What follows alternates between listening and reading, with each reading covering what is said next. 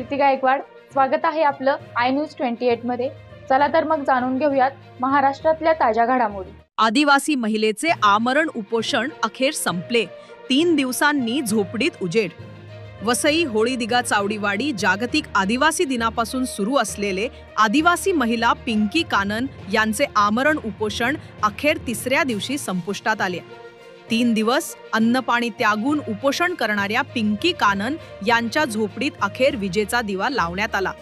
पत्रकारांनी ही बाब पुढे आणल्यानंतर आणि भारताचा मार्क्सवादी लेनिनवादी पक्ष लाल बावटा यांच्या सक्रिय पाठिंब्यानंतर हा विषय गतीने पुढे सरकला।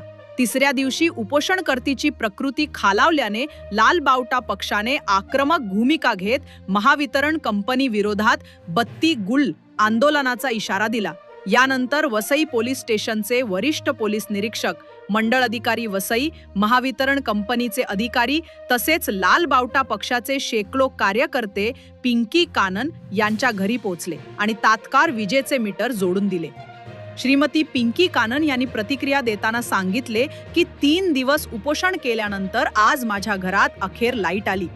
तहसीलदार आणि पोलिसांच्या मदतीने हा विषय सुटला, पण यामागे लाल बावटा पक्षाच्या कार्यकर्त्यांनी दिवस रात्र लढा देऊन मला न्याय मिळवून दिला।